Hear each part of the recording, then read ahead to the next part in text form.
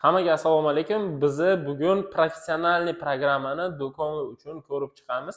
Bu programmani o'rnatadigan bo'lsangiz, nafaqat sizga prosta ostatik hisoblab beradi. Bu polniy biznesni sizga rivojlantirib va sizga analizingizni, aniq foydangizni, hamma narsani qilib beradi. Hozir polностью programmani ko'rsataman. Programma nomi Regos. Уже yilda 5 yildan beri bor. Offline programma, onlayn ham ishlaydi. Juda arzon narxi, videoni oxirigacha ko'radigan bo'lsalar narxini aytib ketaman. 3 ta programmadan iborat. Birinchisini ko'rib chiqamiz. Eng oson va sodda programma bu kassasi. Kassasi programmada offline ishlaydi. Unga internet bo'lishi shart emas. Biz katta doskada ko'rsatyapmiz. Lekin bu programma sizlarning kassada turayotgan monobloklarga o'rnatiladi. Har bitta kassingizda o'zini parol, logini bo'ladi. Bu degani kasseringiz 2 ta, 3 ta, 4 ta bo'ladigan bo'lsa ham, har bitta ishchini o'zini parol, logini bo'ladi. Siz aniq bilasiz, qaysi kasseringiz qachon ishga kelgan, qachon smenni ochgan. Yana bitta narsa, kassirga ortiqcha narsa ko'rinmaydi. U faqat smenni ochadi, yangi smenni ochadi, eski smenni yopadi savdo oynasini ochadi. Также bir kunlik hisobot kassa bo'yicha ko'rinadi. Xo'p, открыть smeni qilamiz. Birinchi eski smenani yopib borishimiz kerak. Yangi smeni ochdik savdo oynasi mana shu ko'rinishda ko'rishingiz mumkin. Polностью hozir ko'rib chiqamiz. Nima narsa, nima haqida bu yerda yozilgan. Xo'p, kaplati degani bu yerda sizlar tovarni urasizlar. Hozir biz tovarni o'tkazamiz skanerdan. Mana ikkitani tovarlarni olib kelib qo'ydik. Skanerdan tovarlarni urasizlar, polностью tovarlar narxi bilan chiqadi.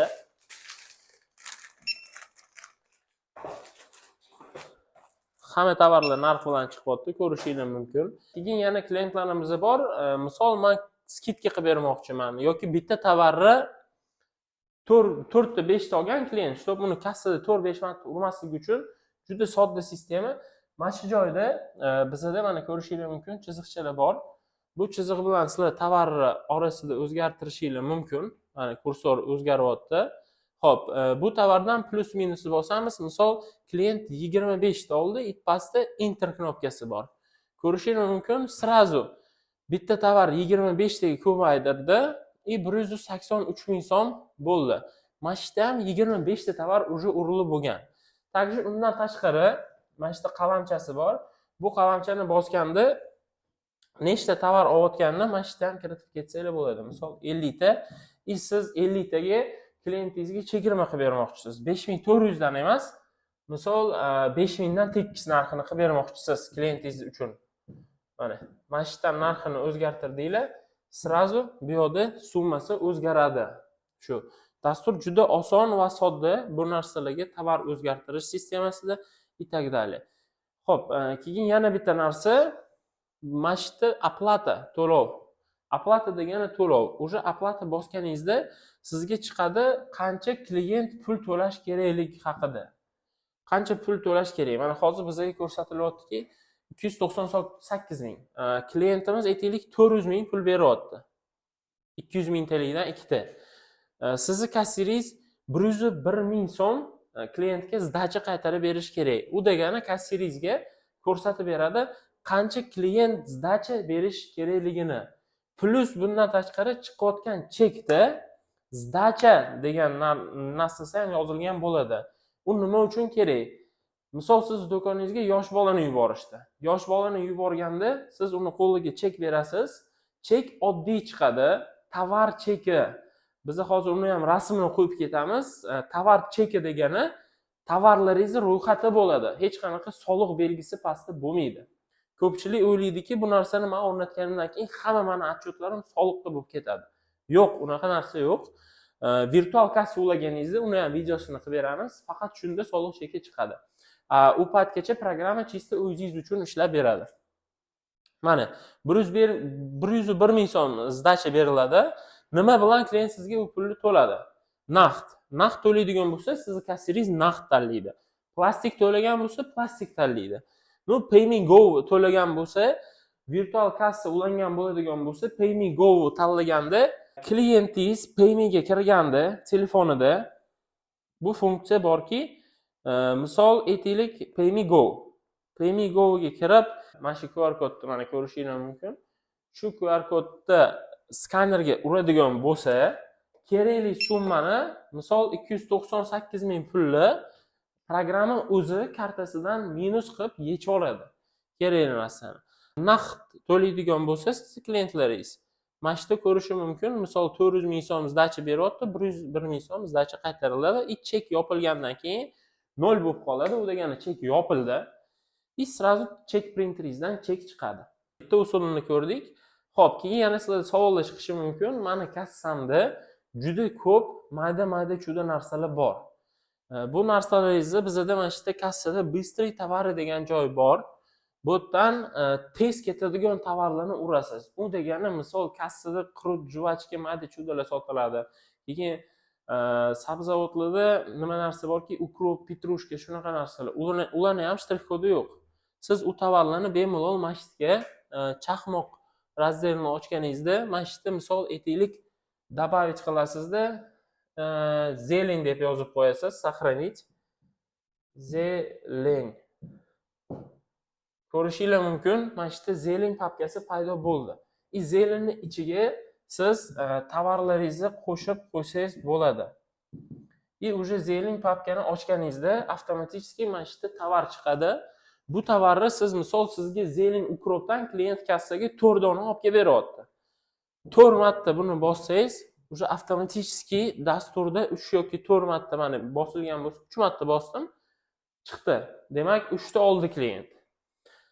Bu narsa nima uchun kerak? Siz tovarlarni har bitta mayda-chudanizga ham shtrix kod chiqarib o'tirmaysiz. Tez tovarlarga qo'shib qo'yasiz. Misol pampers bor, donalik, polностью mana shu yerga ro'yxat qilib qo'shib qo'yasiz. Hamma tez ketadigan shtrix kod yo'q tovarlaringizni. Keyingi funksiya. Bu programmamizda shunaqa narsa borki, накопительный karta. Накопительный karta bonusli karta. U nima uchun kerak?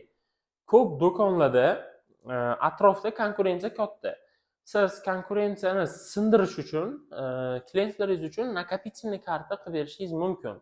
Накопительный karta kartochka variantida, как kardinka makrolarda oldin bo'lgan накопительный karta kalitga ilib qo'yiladigan shunaqa holatda ham ishlatsanglar bo'ladi. Mana shu yerda pastda karta покупателя degan joy bor. Aytgancha programma ham rus tili, o'zbek tili, ingliz tilida ham ishlaydi bemalol. Karta покупателя. Karta покупателя degani siz klientga накопительный bonusli karta ochib berasiz. Klient nomer telefonini yozib ketadigan bo'lsangiz, karta покупателя klientga ochib berishingiz mumkin. Mana biz hozir nomer terdik. Bu yoqda уже u yog'iga so'rayapti. Familiya, ism, shtrix kod shu sizda shiraka format pechatlardan o'zingizga накопительный karta tayyorlab qo'yasiz. Kassangizga qo'yib qo'yasiz. Klient kelib sizdan накопительный so'raydigan bo'lsa, siz uni shtrix kod kartasini urib, qo'liga bitta накопительный karta berasiz. Endi bu marjniy variant накопительный karta. Также bizda bor tayyor ishlab chiqilgan Telegram bot, alohida programmaga qo'shimcha bo'lib ishlangan. Hozir uni ham biz ko'rsatib beramiz.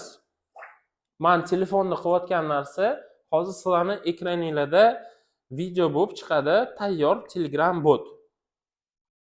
Men даже boshqatdan полностью registratsiya o'taman shu Telegram botdan. Botga kirdim, hozir start knopkasini bosdim. Do'konning nomi отправить мой номер telefona deyapti. Nomeri jo'natyapman. Указать дату рождения. Klient o'zini tug'ilgan yil sanasini yozib ketsa bo'ladi.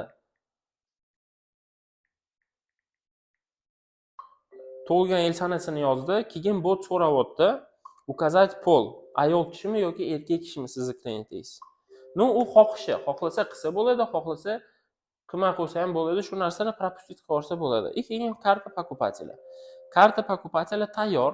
Mana накопительный karta ochildi.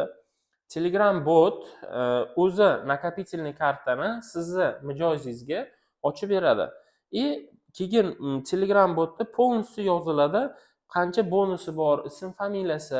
Bu klient avtomat tarzda sizni programmangizga уже bazangizga tushdi. Bu degani bu klient sizni Telegram kanalingizga obuna bo'ldi. Bo'ldi. Живой sizlarga подписчик. Xo'p. Plus tarafi Telegram botda. Programmaga qanaqa produktni prihod qilgan bo'lsangiz, Telegram botda onlayn magazin bor. Siz magazinga kiradigan bo'lsangiz, polniy sizni produksiyalaringiz, hamma narsa Telegram do'konda ko'rinadi. Klient bemalol shu narsalarni olib, qaysi narsa unga kerak bo'lsa, zakaz qila oladi. Zakazni оформить qilib, nima, misol siz do'koningizga o'zi kelib olib ketsinmi yoki siz unga dostavka chiqarib berasizmi? Tanlaydi. No и plus adresini yozib ketish kerak. Misol yozamiz hozir Toshkent Chilonzorga dostavka, nomer telefoni уже avtomat tarzda chiqadi. И plus примечание к заказу. Ну, misol tez olib keling deb yozsa bo'ladi. Tez olib keling. Mana, zakaz bo'ldi. Bu bizani ishlayotgan klientimiz Optum 24 do'kon. Ularni botida hozir test qilib beraman sizlarga. Keyin klient оформить qilgan zakazingiz sizni kassangizga прямой сразу uchib keladi. Kassada pastda karta покупателя tagida zakaz degan joy bor. Zakaz mana shu joyga sizga сразу kassaga keladi. Dokument nomeri, chislo, summasi, покупатель, telefon ko'rishingiz mumkin. Telegram botdan bo'lgan zakaz сразу sizlarning kassangizga keladi. Siz zakazni pastda qabul qilib, bemalol oddiy chek chiqarasiz klientga, nima zakaz qilgan bo'lsa, ro'yxatini, tovarlarni ishchingizga berasiz. U borib shu tovarlarni полностью tayyor qilib qo'yadi, siz klientingizga dostavka chiqarib yuborasiz. Zakaz bo'limi mana shu holatda ishlaydi. Nafaqat Telegram botdan, bizda yana undan tashqari Yandex uzun tezkor bilan integratsiya bor.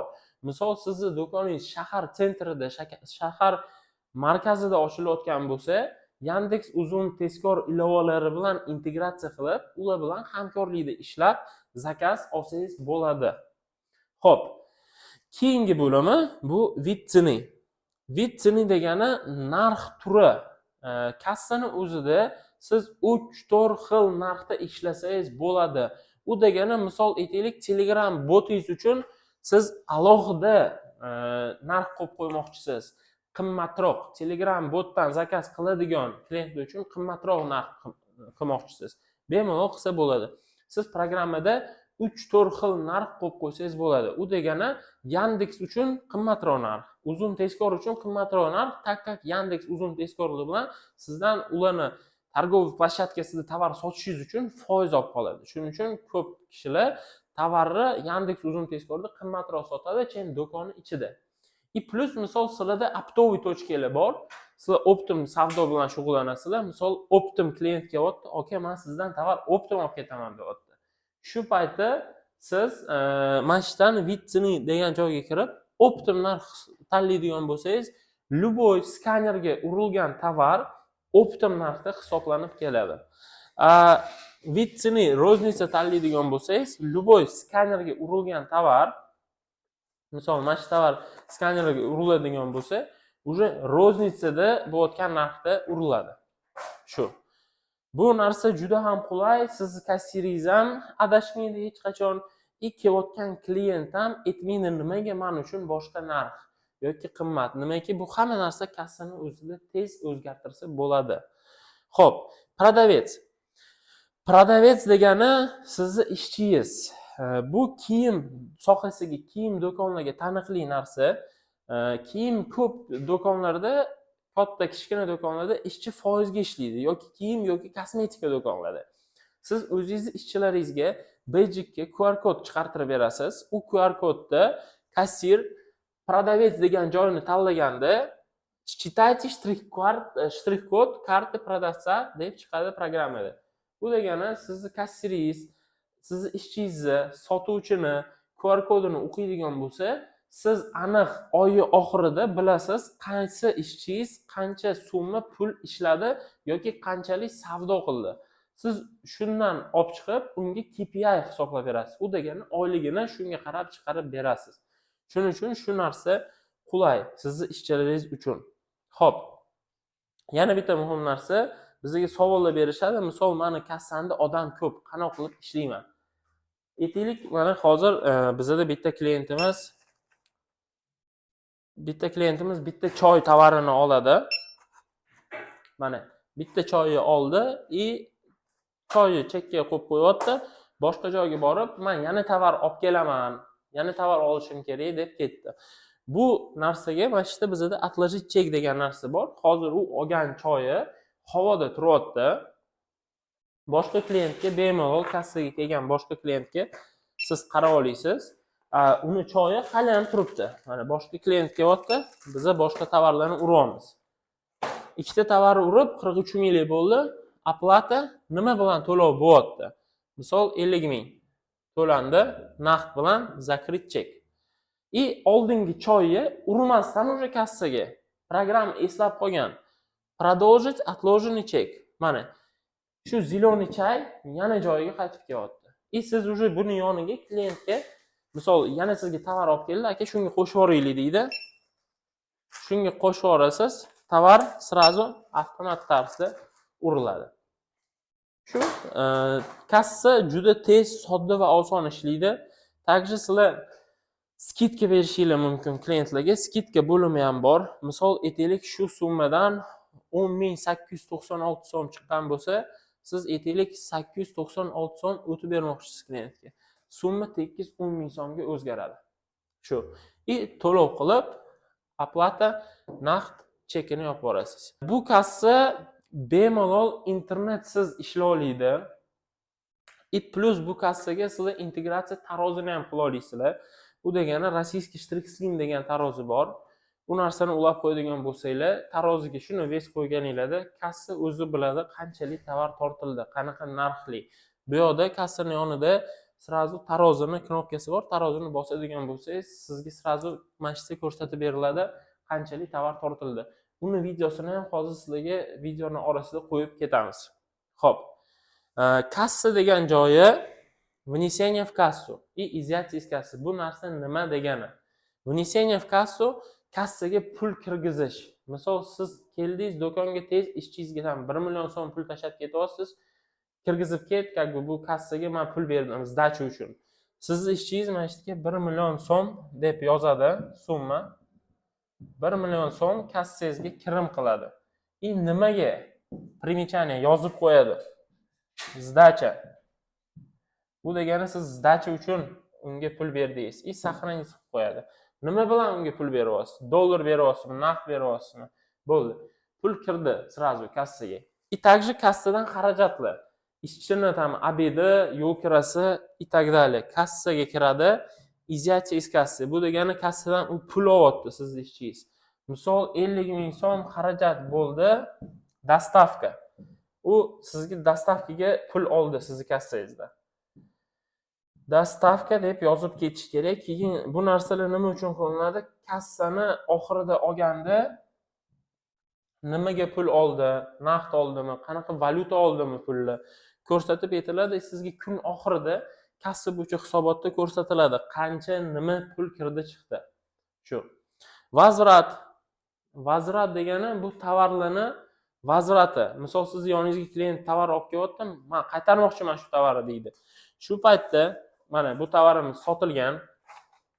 Vazrat knopkasini bosadigan bo'lsak, mana shu yerda kattagina qilib vazrat deb yozib qo'yadi. Skaner bilan shtrix kod uqtirib olsangiz tovar chiqadi. Siz aplatani tanlaysiz. Nima bilan klient tovarni to'lagan?